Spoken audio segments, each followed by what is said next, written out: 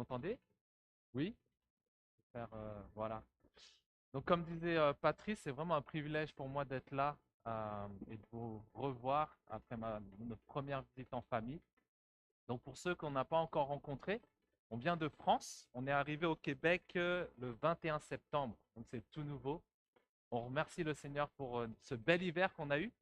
Amen. Pour ceux qui aiment la neige, voilà, on va prier pour l'année prochaine.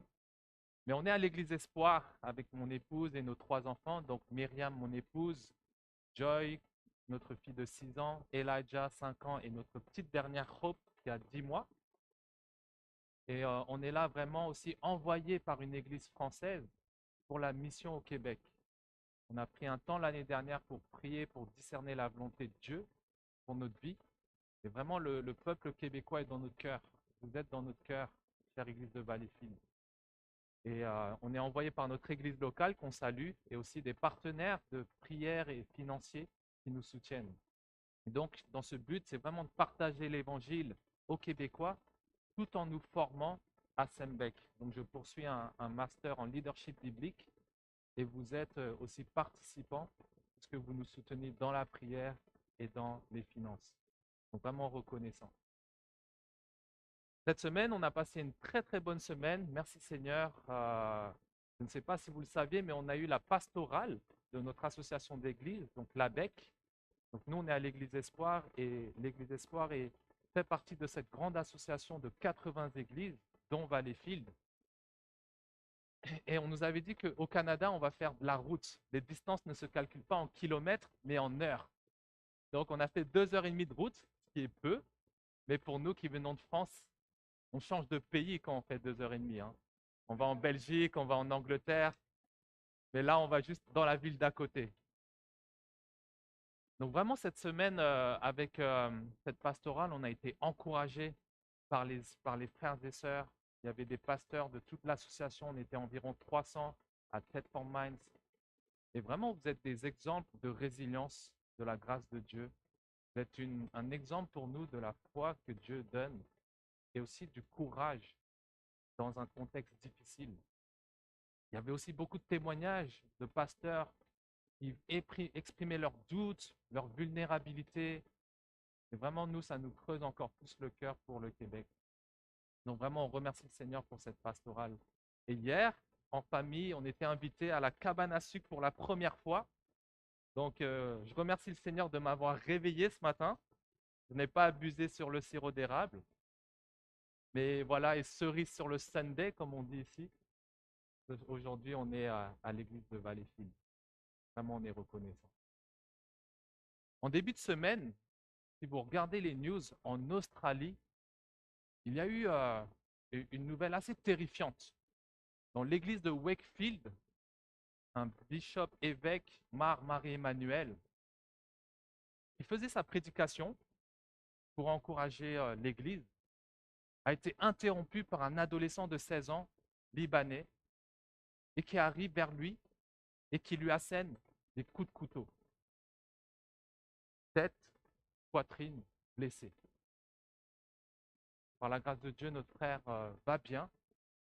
Et ça a ému toute l'Assemblée et même toute l'Australie, ce fait divers. Waouh! Cette personne était en train de prêcher l'évangile, partager, édifier les frères et sœurs. Et l'imprévu est arrivé avec cette personne. Libanais, musulman, pris à l'Akbar. Et le frère est hospitalisé. Comment réagissons-nous lorsque les imprévus arrivent dans nos vies? Comment réagissons-nous lorsque des épreuves nous tombent dessus, lorsque nous n'y avons pas prévu? Et nous continuons en ce matin notre série de transmettre ce que nous avons de plus précieux jusqu'à la fin et je remercie mon frère pour la lecture. Et je vous invite à ouvrir vos Bibles en 2 Timothée chapitre 2, versets 1 à 13 dont on a fait la lecture. Et je vais prier en même temps. Seigneur, on veut te dire merci pour ta grâce. Merci pour le fait que nous soyons libres de nous réunir dans ce pays pour t'adorer te chanter et te connaître par ta parole. Seigneur, je veux te remercier pour l'Église et la foi des frères et sœurs à Valleyfield. Merci pour leur amour pour toi. Comme on a chanté, on veut vivre ce premier amour jusqu'à notre dernier jour, Seigneur. Et je te remercie de fortifier aussi, s'il te plaît, les frères et sœurs qui sont dans les épreuves, dans la maladie, dans la compassion aussi de ces personnes qui souffrent et que nous aimons. Seigneur, aujourd'hui, nous voulons être sensibles à ce que tu veux nous dire par ta parole, par ton serviteur Paul, qui a écrit cette lettre à Timothée. Seigneur, que ton Esprit Saint nous transforme quotidiennement à plus t'aimer. Au nom de Jésus-Christ, Amen. Le titre de ce matin, c'est Une foi forte en Christ. Et pour vous rappeler un peu ce que nous vivions il y a quelques semaines, Paul, pour ceux qui ne le connaissent pas, c'était un juif zélé, un persécuteur de chrétiens. Pour ceux qui aiment la chasse, lui, il avait son permis de chasse, mais pas pour l'orignal, mais pour les chrétiens. Et il était connu pour être quelqu'un d'aimant Dieu, mais d'étant très zélé pour la persécution des chrétiens. Et sur le chemin de Damas, Dieu s'est révélé à lui et lui a dit, tu me persécutes. Jésus lui a dit ça. Et de persécuteur, il est devenu apôtre, serviteur de Jésus-Christ et prédicateur de l'Évangile. Et dans ce moment, Paul est en prison, rappelez-vous. Paul est dans les derniers moments de sa vie. Il a été déjà emprisonné plusieurs fois à cause de sa foi. Et il arrive dans ce dernier moment où il partage comme un dernier testament, Timothée, une dernière lettre, les derniers conseils avant sa mort. Timothée, lui, était son compagnon de route, il était plus âgé que lui, et il considérait Paul comme son mentor. Et on voit aussi Paul qui considère Timothée comme son fils spirituel. Il y a beaucoup d'amour entre ces deux hommes. Et ce matin, ce que je vous propose, c'est vraiment de parcourir cette lettre et que le Seigneur puisse nous parler à travers ce passage. Le résumé biblique que je vous propose en ce matin, c'est vivre en tant que chrétien, c'est puiser notre force en Jésus et son enseignement, afin que dans nos souffrances, Dieu soit glorifié et son peuple sauvé. Vivre en tant que chrétien, c'est puiser notre force en Jésus et son enseignement, afin que dans nos souffrances, Dieu soit glorifié et son peuple sauvé. Timothée, lui, était jeune dans le ministère. Il venait de commencer son service et il y avait beaucoup de combats. Premièrement, l'Église, il y avait des faux docteurs, des personnes qui disaient que la résurrection était déjà arrivée, qui amenaient les frères et sœurs un peu à douter de son leadership. Deuxièmement, il y avait la persécution des chrétiens dans le contexte, d'où Paul qui était en prison. Et troisièmement, il luttait avec lui-même. C'est comme si aujourd'hui on vous dit que votre mentor ou votre époux ou conjoint ou personne la plus proche est en prison, que ce soit injustement ou justement. Mais Timothée avait cet esprit de honte parce qu'il était associé à Paul. Et tous ces combats-là, Timothée était dans une situation où sa foi semblerait faiblir. Il pouvait peut-être se recroqueviller sur lui-même et ne plus vouloir servir Dieu. La Bible ne nous dit pas un peu plus profondément avec quoi il luttait, mais Paul l'avait senti. Et Paul écrit cette lettre pour lui demander d'être courageux et d'être fidèle à la parole. La force, il faut, si on est sincère avec nous, même, dire qu'il y a des moments dans notre vie où on est impuissant. Il y a des épreuves qu'on rencontre qui sont hors de notre contrôle. La maladie, la perte d'un travail, le décès d'un proche, un enfant qui renie le Seigneur. Il y a beaucoup d'épreuves dans notre vie où on est hors de contrôle. Et c'est vrai que dans ce contexte où nous vivons, en 2024, il ne faut pas montrer nos faiblesses. On nous dit tous, dans ce qui est populaire en ce moment, la force est en toi. Tu as les ressources nécessaires pour vaincre cette épreuve. Tu es capable.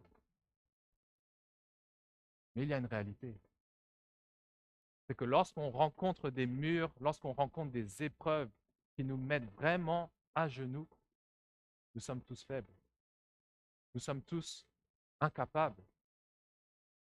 Et Paul le sait pertinemment pour Timothée. Timothée avait des épreuves.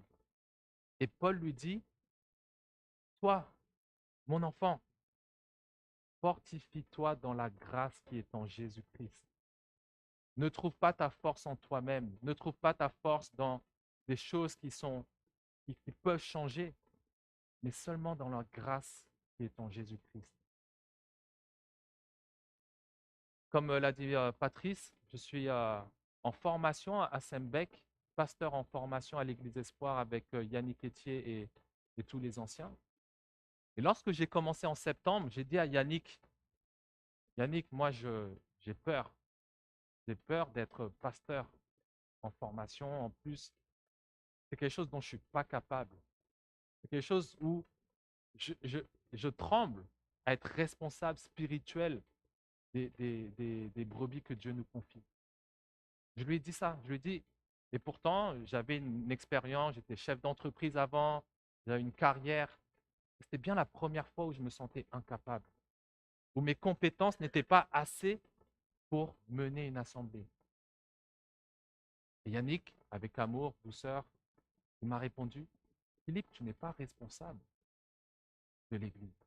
C'est Dieu qui est responsable de son Église. Toi, en tant que pasteur en formation, tu es responsable de ta propre foi, de ta propre intimité avec Dieu, et tu es responsable d'étudier sa parole pour répondre aux questions des frères et sœurs. Waouh! Je me suis senti totalement libéré de ce fardeau que j'avais, de penser que c'était mes compétences qui allaient mener l'Église. Mais non, Dieu agit autrement. Dans nos faiblesses, il est notre force. Dans nos limites, il veut nous rencontrer. Et ce n'est pas nos compétences, notre caractère, nos personnalités qui vont mener l'Église, mais c'est vraiment la grâce qui est en Jésus. Amen. Et là, Paul, le conseil, c'est fortifie-toi en Jésus-Christ. En rien d'autre que la grâce que nous avons en Jésus-Christ, que nous ne méritons pas. Et Timothée, lui, commence et il se dit, oui, c'est vrai, peut-être que j'ai voulu faire par mes propres forces. Notre union à Christ est essentielle pour notre croissance et notre dépendance à Jésus-Christ. Il continue ensuite à dire qu'il y a notre union à Jésus-Christ et il y a aussi l'enseignement que nous recevons. Nous croyons que la parole est vérité, nous croyons qu'elle est sans erreur, nous croyons qu'elle est parfaite, suffisante pour que nous la comprenions. Et quand on étudie un peu l'histoire du christianisme ou de votre témoignage, ça a été une personne qui nous a parlé de Dieu, que ce soit par son témoignage ou comment tu as changé de délinquant à pasteur en formation, comment tu as changé de alcoolique à maintenant libéré, toutes sortes de joues que le Seigneur transforme dans nos vies pour sa gloire. Une personne a partagé la parole de Dieu dans nos vies. Et c'est ce que Paul rappelle à Timothée, que, que Timothée doit trouver des hommes fidèles pour partager et enseigner le peuple de Dieu. Il lui dit, ce que tu as entendu de moi, Timothée, en présence de beaucoup de témoins, confie-le à des hommes fidèles qui soient capables de l'enseigner aussi à d'autres. Et on voit aussi les critères que Paul donne à l'Église, soit dans 1 Timothée 3 ou dans Tite 1, que celui qui veut enseigner soit fidèle à sa femme, soit capable d'enseigner sa propre famille, soit aussi ne s'adonne pas au vin, soit hospitalier, c'est aimer sa famille. C'est comment on va confier l'Église la famille de Dieu à une personne qui n'arrive pas à mener sa famille. Il y a beaucoup de critères et c'est seulement la grâce de Dieu qui nous permet et qui nous équipe pour son service. Et lorsqu'on voit aussi le christianisme, ça a toujours été une transmission de la parole de Dieu aux générations. Et je vous invite à prendre une petite pause. Aujourd'hui, on est en 2024. Et imaginez-vous, Paul, à son époque, est-ce qu'il aurait eu idée que ces lettres seraient aujourd'hui encore transmises pour l'édification de l'Église de Jésus-Christ, 2000 ans après? N'est-ce pas magnifique? Parce que des hommes fidèles, par le Seigneur et par notre union à Jésus-Christ, ont transmis cette parole, cette bonne nouvelle. Paul ensuite arrive après avoir encouragé Timothée à se fortifier en Jésus, à être aussi dans la parole et à trouver des personnes capables d'enseigner. Il lui donne un verbe, je pense qu'il est difficile pour nous de le comprendre. Souffre, souffre avec moi comme un bon soldat de Jésus-Christ. Ce n'est pas une suggestion, ce n'est pas une option, c'est un verbe à l'impératif. Souffre avec moi comme un bon soldat de Jésus. Si on est sincère avec nous-mêmes, une personne nous dit souffre, on dit non, non, non, moi je ne veux pas souffrir. On est là pour vivre la vie que Dieu nous a donnée, une vie belle, sans épreuve. Non, Paul rappelle que la souffrance fait partie du chemin du croyant. Que c'est un critère d'être chrétien. La souffrance fait partie du ministère. Et comme on voit que l'enseignement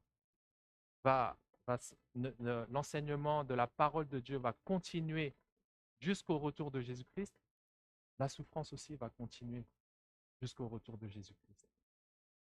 Sommes-nous prêts à souffrir pour Jésus? Sommes-nous prêts à être persécutés par nos familles, par nos amis qui nous rejettent, qui ne comprennent pas pourquoi nous avons changé à 360 degrés?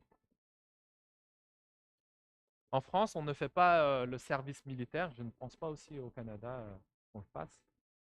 Mais on a des situations de guerre en ce moment, que ce soit l'Ukraine avec la Russie, que ce soit Israël avec la Palestine. Et mettez-vous un moment comme un citoyen ukrainien, palestinien ou israélien. Les hommes, en dessous de 70 ans, 60 ans, avancez-vous, on va vous appeler pour la guerre. Laissez vos familles, laissez vos amis, laissez votre maison et allons-y pour vaincre l'ennemi pour la paix de notre pays.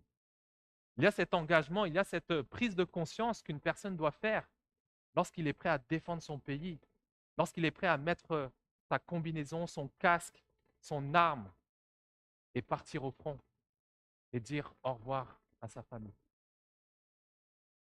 C'est des situations qui sont réelles aujourd'hui et c'est aussi une situation qui est réelle pour nous en tant que chrétiens, en tant que croyants. Nous sommes dans un combat. Nous sommes dans un combat contre Satan, contre la chair et contre l'enfer. Il y a un royaume spirituel et un enjeu qui souvent n'est pas notre priorité, il faut le dire. Souvent, on voit plus l'extérieur. Ouais, je ne fais pas de bruit, je suis bien dans ma famille, à l'église. Mais lorsqu'on prend position pour Dieu, lorsqu'on commence à témoigner, la persécution arrive. Et cet engagement, Dieu nous le demande à accepter d'être persécuté pour l'Évangile. Et c'est ce que rappelle Paul à Timothée. Timothée, tu vas souffrir. Jacques Alexandrian nous disait, tu vas être, à Yannick, il lui disait, tu vas être pasteur. Apprête-toi à souffrir. Apprête-toi à être méprisé. Apprête-toi à être jugé pour tes prédications, pour ton leadership. Apprête-toi à être trahi par les personnes même que tu pensais être. La souffrance fait partie des critères pour être chrétien et les critères pour grandir dans la foi. Paul ensuite continue sur le soldat qui ne s'embarrasse pas des affaires de la vie, s'il veut plaire à celui qui l'a enrôlé. On prie beaucoup pour le Québec avec mon épouse et d'autres frères et sœurs et aussi tous nos partenaires.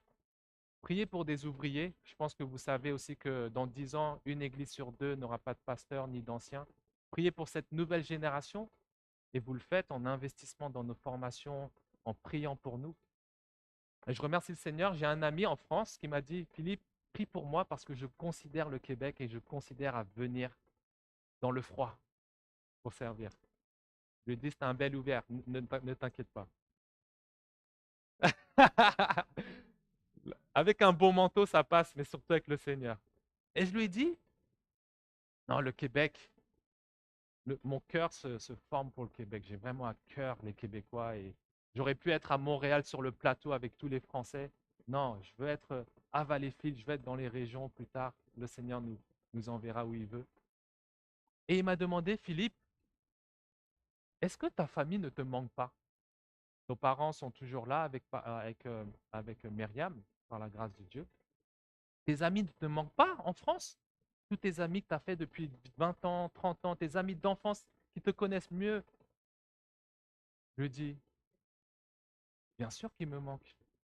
Bien sûr que j'aimerais voir mes parents grandir, voir grandir les petits-enfants, leurs premiers petits-enfants, les prendre dans les bras, voir mon père qui n'a pas été très présent dans ma vie, le voir prendre Joy et Elijah dans ses bras. Bien sûr que j'aurais aimé.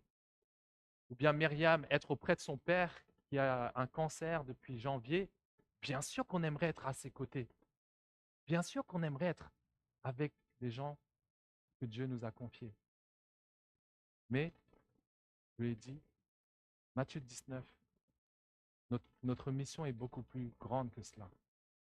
Dieu nous a appelés et c'est un privilège de le servir. Pas que nous n'aimons pas nos parents et que nous ne voulons pas les honorer, mais notre cause est beaucoup plus grande que notre famille, que nos amis. Parce que Dieu nous a appelés à le servir ici au Québec. Et c'est ce que Paul dit à Timothée, ne t'embarrasse pas des affaires de la vie. Qu'est-ce qui peut nous embarrasser dans la vie? Le travail, la famille, le petit cocon familial, les vacances, plein de choses, notre réputation. Mais Jésus nous demande un engagement radical, comme un bon soldat de Jésus-Christ. Jésus même nous le dit que ainsi, quiconque d'entre vous ne renonce pas à tout ce qu'il possède ne peut être mon disciple. En Luc 14, verset 33. Waouh, c'est quand même radical. Je ne vous dis pas de tout vendre, de tout donner, de partir. C'est vraiment dans le cœur. Quelle est ta priorité absolue aujourd'hui? Si ce n'est pas Dieu, c'est une idole. Il continue aussi dans Matthieu 10, 37, celui qui aime son père ou sa mère plus que moi n'est pas digne de moi.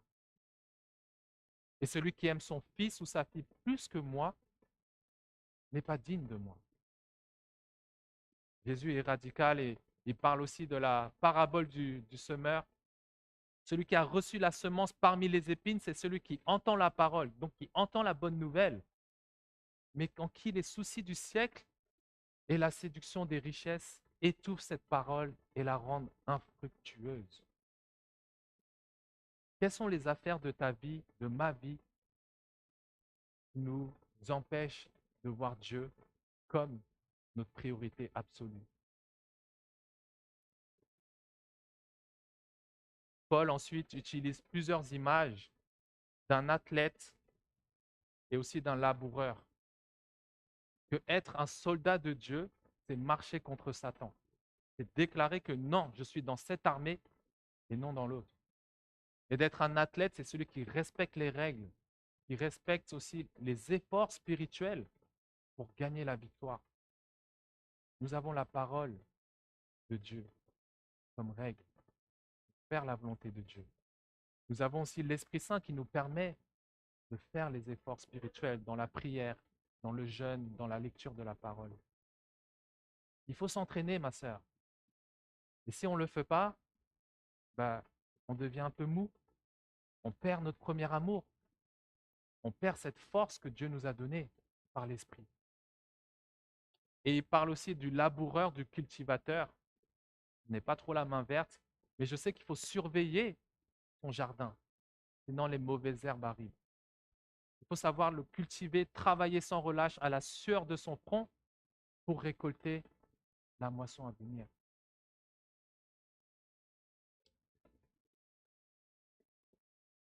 L'évêque, Marc-Marie-Emmanuel, lorsqu'il a été poignardé plusieurs fois à la tête et à la poitrine, là, le lundi 15 avril, en Australie, à Weckley, il a appelé au calme aux personnes qui s'indignaient.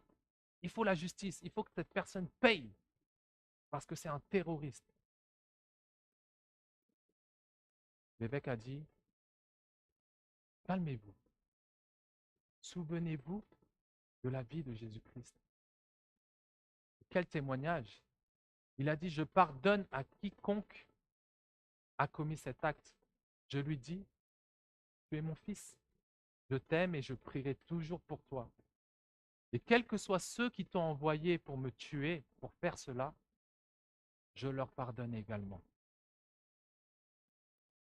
Je veux que vous agissiez comme le Christ, le Seigneur Jésus, nous a enseigné à nous battre spirituellement et non selon la chair.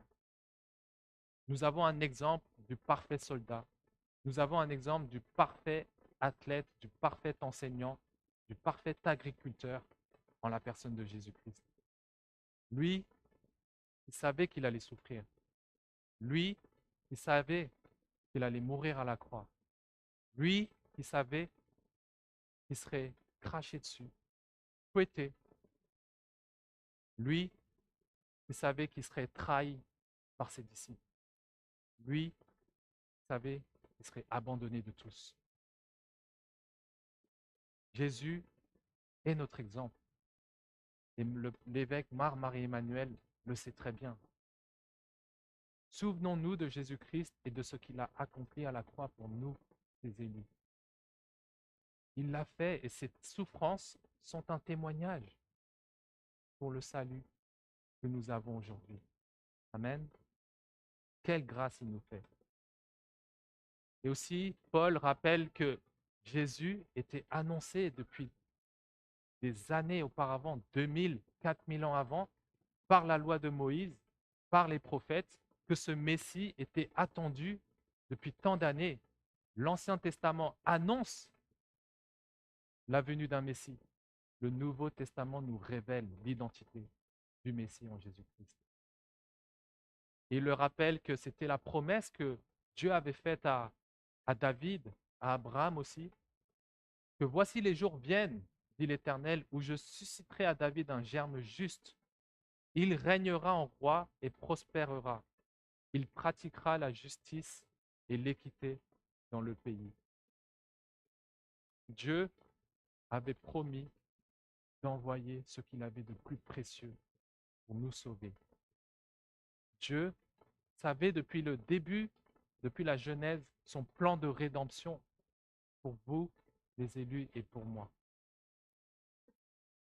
Dieu avait son plan et le point culminant, c'est Jésus-Christ et son œuvre à la croix. C'était prévu.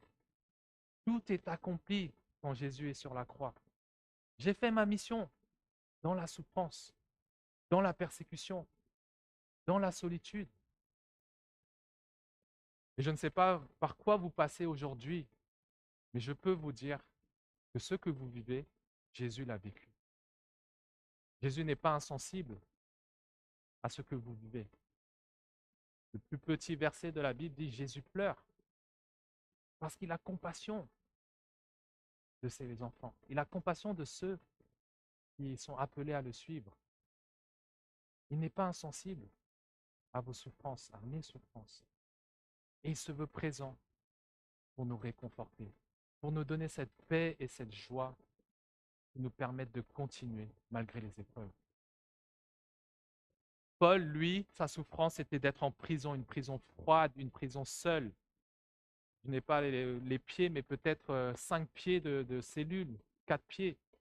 Et c'était des conditions qui étaient très rustiques à l'époque. Il savait que sa souffrance n'était pas vaine. Il savait que sa souffrance était pour une raison précise que Dieu avait prévue. Le résultat, c'était le salut des élus. Il était focalisé sur la mission que Dieu lui avait donnée. Il le dit dans dans le verset 10, c'est pourquoi je supporte tout à cause des élus, afin qu'eux aussi obtiennent le salut qui est en Jésus-Christ avec la gloire éternelle. Il était seul. Ses compagnons de route l'avaient aussi abandonné. Les gens ne voulaient plus s'associer à lui comme il était en prison. Paul, je ne suis pas sûr de le connaître. Et pourtant, il le dit, je sais que je supporte cela pour une raison, le salut des personnes qui vont entendre la bonne nouvelle et que Dieu, le Père, a choisi et élu. Et Paul nous rappelle que le salut ne se fait que par la grâce de Dieu, la grâce souveraine de Dieu, par la personne de Christ, en verset 8, et par la persévérance aussi des saints, en versets 12 et 13. Il le dit qu'il y a encore beaucoup d'élus qui n'ont pas encore entendu cette bonne nouvelle. Je partage toujours cette statistique qui me fait mal au cœur, que dans le monde, il y a encore 3 milliards de personnes, 3 milliards, qui n'ont jamais entendu parler du nom de Jésus, qui n'ont pas d'église, qui n'ont pas la Bible traduite dans leur langue et qui n'ont pas de chrétiens dans leur entourage. 3 milliards en Asie, en Afrique, dans le désert, en Arabie Saoudite, là où l'islam est la première religion et celle qui domine. Il y a quelques jours, j'étais encouragé par une sœur et un frère qui nous disent priez pour nous, car on est dans un endroit vraiment très dangereux dans le Moyen-Orient. Très dangereux. Je ne citerai pas le pays, mais ils sont allés dans un endroit où l'islam a grandi et c'était la première fois que les chrétiens pouvaient rentrer. Priez pour nous pour qu'on discerne la volonté de Dieu. Waouh! Waouh! Es-tu prêt à être persécuté pour l'évangile? Es-tu prêt à renoncer aux affaires de la vie pour la cause que Dieu nous a donnée? Priez pour eux, pour leur discernement, parce qu'ils réfléchissent à aller dans ce pays et il y a beaucoup de choses à prendre en compte lorsqu'on va dans ces pays. La culture, la persécution, l'isolement de la famille, la prison, les enfants. Lorsqu'on était en Angleterre, on a rencontré des personnes qui étaient parties en Afghanistan, en Corée du Nord. Et merci Seigneur pour la foi et l'amour et le zèle que tu leur donnes pour atteindre ces pays. 3 milliards qui n'ont pas encore entendu parler de Jésus. Et il y en a parmi eux qui sont des élus que Dieu a choisis. Paul ensuite continue aussi dans son passage dans le verset 11 par un beau message, le plus beau message d'espoir que nous pouvons avoir, mais aussi un message d'avertissement. Que si nous le renions, lui aussi nous reniera. Si nous sommes infidèles, il demeure fidèle car il ne peut se renier lui-même. Ça prend de la persévérance pour être sauvé. Parce qu'on peut, et j'entends aussi des témoignages de personnes reniant Jésus-Christ au Québec. Des personnes qui étaient engagées dans le ministère, mais lorsque la souffrance est arrivée, l'épreuve est arrivée, je ne connais pas Jésus. Peut-être que vous connaissez aussi des témoignages. Mais il y a une réalité, mes frères et sœurs, c'est que nous luttons contre Satan et son royaume, et l'enfer. Et l'enfer devrait être une urgence pour nous de partager cet espoir, cette espérance que nous avons de la vie éternelle. Lorsque nous voyons notre voisin ou notre collègue de travail, comment le voyons-nous? Est-ce que nous le voyons comme une personne tannante qui nous dit des choses à faire, qui nous dit de tondre le gazon, de couper un arbre? Ou est-ce que nous le voyons comme une personne qui ne connaît pas le Seigneur et qui n'a pas cette espérance que nous avons? Mes chers frères et sœurs, il y a une réalité spirituelle. Ne manquons pas ce que Dieu nous a appelés à être, des lumières dans les ténèbres. Et dans les ténèbres, il y a encore beaucoup de gens qui y vont parce qu'ils n'ont pas reconnu Christ comme leur Seigneur et Sauveur. Et la parole le dit, celui qui a le Fils a la vie, celui qui n'a pas le Fils a la condamnation. Il y a ce message d'espoir que si aujourd'hui tu as fait ce choix de suivre Jésus, de répondre à son appel, que malgré tes souffrances, il y a cette promesse de la vie éternelle et du règne éternel avec lui. Amen. Il le dit dans le verset 11-12, cette parole est certaine. Cette parole est certaine et Dieu n'est pas un homme pour mentir. Lorsqu'il a une parole, il le fait. Lorsqu'il annonce en Genèse 12 à Abraham qu'il fera des nations, il le fait par nous aujourd'hui, 4000 ans après. Dieu n'a qu'une seule parole, contrairement à nous. Et nous pouvons lui faire confiance que ce qu'il a commencé, il le finira pour sa gloire. Il le dit, si nous sommes morts avec lui, nous vivrons aussi avec lui. Et si nous persévérons, nous régnerons avec lui aussi. Quel beau message. Il y a plusieurs années, lorsque j'étais jeune, un pasteur est venu dans notre église en France et il nous a dit, Philippe, l'évangile, c'est comme une bouée de sauvetage. C'est comme une bouée. Une personne qui se noie, on veut aller la sauver. Mais si on est là avec notre bouée dans notre main en voyant cette personne qui se noie et en disant, désolé, cette bouée, elle est à moi au cas où si moi aussi je tombe, c'est assistance, non-assistance à une personne en danger. L'évangile, c'est la même chose, mes frères et sœurs.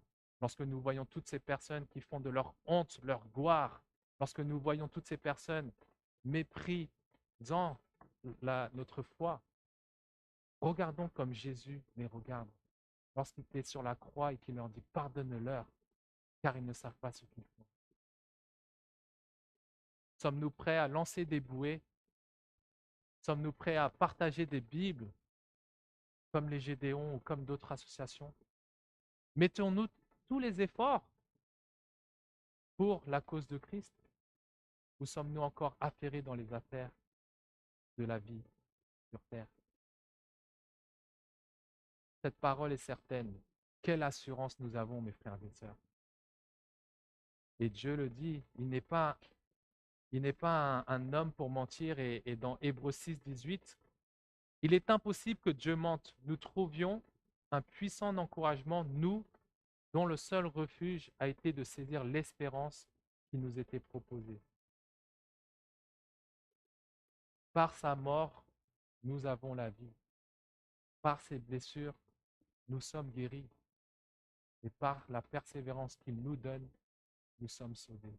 Amen. L'évêque Marie Emmanuel a été diffusé dans le monde entier. Les gens ont entendu le message. Il s'est fait poignarder lundi.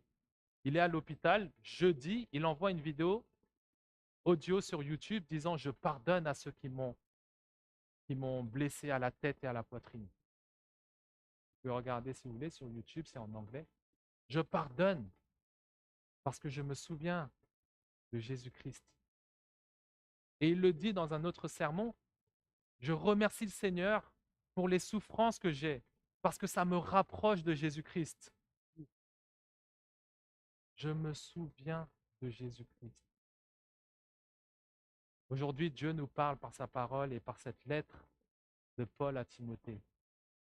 Je ne sais pas où est-ce que vous en êtes aujourd'hui, et je remercie le Seigneur pour votre présence, votre foi, votre zèle, votre communion fraternelle. On le sent, même si c'est seulement notre deuxième visite, on remercie le Seigneur pour cet amour. Mais aujourd'hui, qu'est-ce que le Seigneur veut te dire personnellement? Où est-ce que le Seigneur veut que tu t'engages entièrement à sa cause? Il veut que tu sois fortifié dans la grâce qui est en Jésus-Christ. Non pas par tes efforts, non pas par tes propres compétences, de ta propre carapace, mais dans la grâce que nous avons en Jésus-Christ. Et si aujourd'hui n'as pas encore fait le pas de venir à Jésus-Christ, il t'attend. Il est patient. Ce terme. Et les 3 P sont aussi simples, c'est prière, parole et pratique. La Bible dit mieux vaut un jour dans ses parvis et le jour où on sera avec Dieu, mes frères et sœurs, quelle joie, quel espoir nous avons. Un monde dans sa présence, sans souffrance, sans tristesse, sans malheur, dans la joie et dans la paix de Jésus-Christ. Quelle espérance nous avons. Et oui, nous devons hâter ce moment, car nous ne sommes que passagers ici. Mieux vaut un jour dans ses parvis que 1000 ailleurs. Et c'est aussi ma prière pour nous cette semaine. Mieux vaut 10 minutes avec lui que 24 heures sans lui. Mieux vaut 30 minutes dans sa présence que 24 heures sans lui. Mieux vaut 1 heure dans sa présence que 24 heures sans lui. Prions ensemble.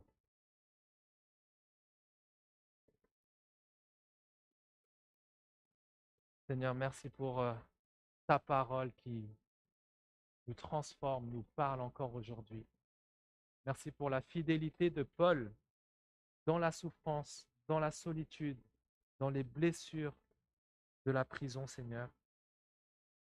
Merci parce que tu l'as inspiré à partager cette lettre à Timothée dans son dernier souffle, pour qu'aujourd'hui, nous aussi, nous soyons encouragés et fortifiés en toi, Jésus-Christ. Seigneur, je ne sais pas par quoi mes frères et sœurs passent aujourd'hui, mais toi, tu le sais. Seigneur, je prie que tu puisses venir les rencontrer et qu'ils puissent venir aussi au pied de la croix, déposer tous les fardeaux de leur cœur et goûter à cette paix et à cette joie complète que nous avons en toi, Jésus-Christ. Seigneur, aussi que nous puissions être des soldats engagés pour ta mission. Quel privilège, nous qui sommes rachetés, Seigneur. Tu nous as élus avant même la fondation du monde et quelle grâce. Tu nous aimes malgré toute notre infidélité, nos désobéissances. Tu es mort à la croix pour nous donner la vie éternelle, Seigneur. Tu nous pardonnes de tous nos péchés, passés, présents et futurs. Et Seigneur, je prie pour que tu puisses nous convaincre des choses que nous devons abandonner, renoncer, pour te mettre en priorité absolue dans nos vies. Seigneur, que nous puissions aussi avoir en vision toutes ces personnes qui meurent d'entendre ta bonne nouvelle, tous ces élus que tu as choisis, qui ont seulement envie d'entendre parler de toi, Jésus. Donne-nous cette soif, donne-nous cet amour de cette personne qui ne te connaissent pas encore. Seigneur, je prie aussi pour les familles qui sont peut-être brisées.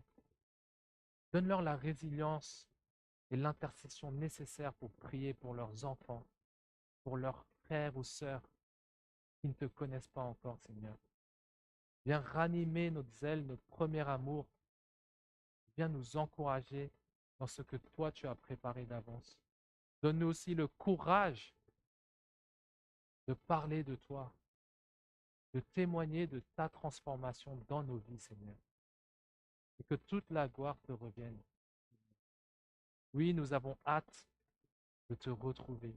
Oui, nous avons hâte d'être dans ta présence et de te voir face à face, Jésus. Et avant cela, Seigneur, utilise-nous comme des bons serviteurs qui dépendent entièrement de ta grâce et de toi. Merci parce que tu ne nous laisses pas seuls, tu nous donnes ton esprit qui nous équipe, qui nous fortifie malgré la souffrance. Et Seigneur, nous te disons merci pour aussi la foi de chacun. Merci pour l'évêque Marie-Emmanuel. Que ces blessures, Seigneur, se cicatrisent par ta grâce. Et Seigneur, que son témoignage ramène les élus à toi, Seigneur. Oui, tu n'es pas insensible. et aussi que les souffrances de mes frères et sœurs à Valleyfield soient des témoignages pour que ta gloire soit connue de tous et ton nom aussi. Au nom de Jésus-Christ, nous avons prié. Amen.